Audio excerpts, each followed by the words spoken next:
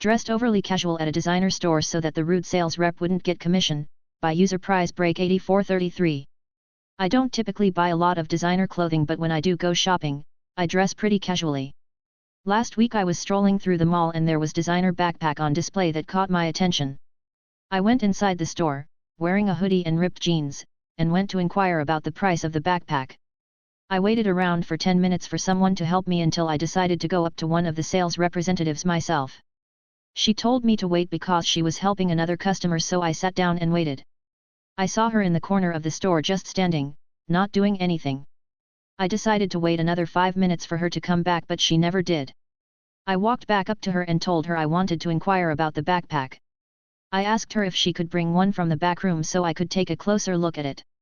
She told me that she wouldn't be able to do that unless I was planning on purchasing the item. She seemed annoyed with my request. Before I could say anything else, she quickly walked away to help another customer. I'm quite young, 25F, and I could tell she didn't think I was serious about purchasing it and didn't want to waste her time. I would have actually purchased it then and there if she hadn't been so dismissive. A few days later, I went back into the store. This time I made sure to dress even more casually than before. I walked in with a pair of sweatpants, running shoes, a tank top and zip-up. The same lady was working that day and turned her back to me as soon as I walked in. I went up to one of the other sales representatives. This guy was younger, smiling and seemed eager to help, and I told him I wanted to purchase the backpack and he gladly went inside and got for me. He even asked if I'd like to take a look at it before buying. I thanked him and he checked me out. The store manager was also by the cashier and I let him know that I came in last week and that the lady wouldn't let me see the product before purchasing it. He was upset to hear this and told me this wasn't the first time he had received a complaint about her. The item was a few grand and all the commission went towards the junior. He was so kind and grateful. She avoided eye contact with me after she got told off by her manager and I smiled at her as I walked out of the store. Don't judge a book by its cover. Friend's evil stepmother dies and what is done with life insurance is awesome, by user grouchy_tap_8264. I have a dear friend, Shannon, fake name, in her early 60s, and as a toddler her parents divorced and dad remarried a petty woman, Cruella, who wanted him to cut ties with Shannon. They still managed a relationship, but not as close as it should have been during her years growing up. Shannon married young and struggled a lot but raised her 3 girls into young women who all now have families of their own, and Shannon is now a proud grandmother and great-grandmother.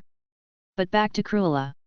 When Shannon was still in her 20s and had left her first husband, a cheater and criminal, for her own sanity, and the safety of her and her daughters, her dad had told her to come home and he'd help her with a place to stay.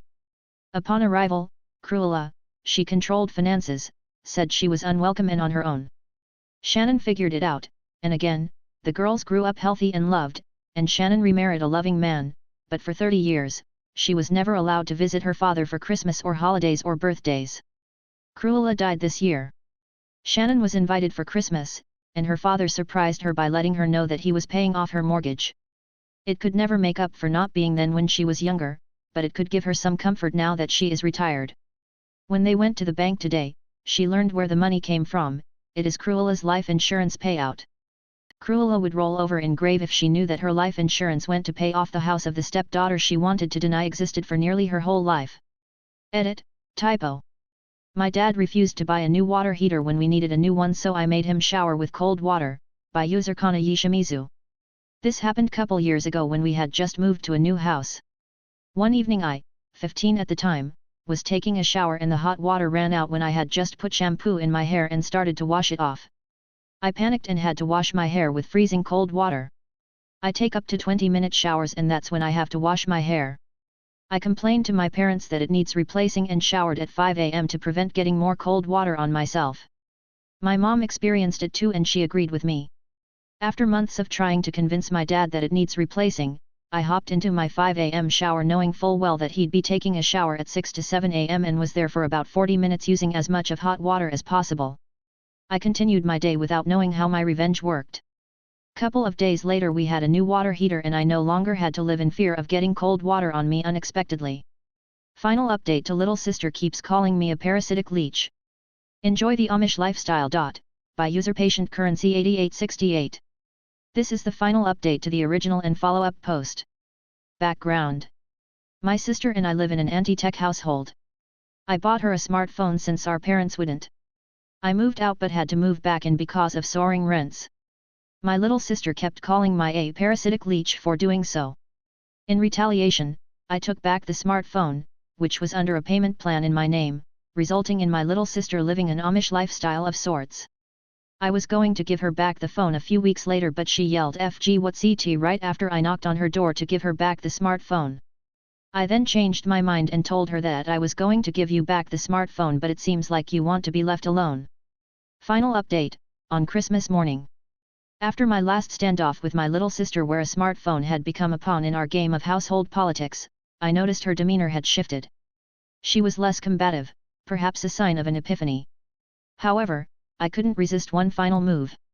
For Christmas, I bought my sister a new woolen beanie, but I also dug up another old smartphone from my drawer, a phone with a shattered screen and a very poor battery life. I wrapped them up in a parcel and left it underneath the Christmas tree.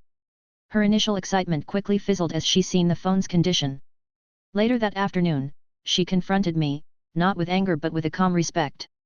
She said she was grateful for the smartphone despite its flaws, and that she loved the beanie.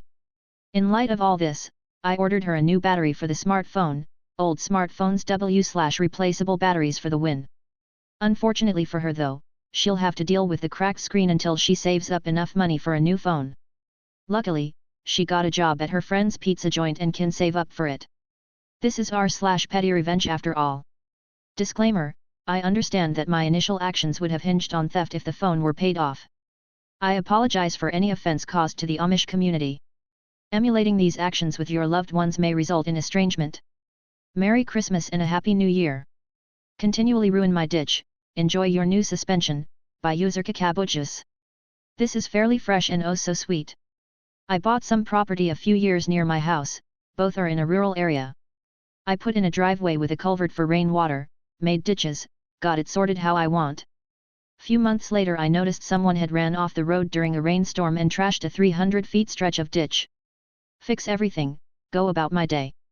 Repeat this cycle twice and I have a camera showing someone in a truck intentionally running through my ditch every day.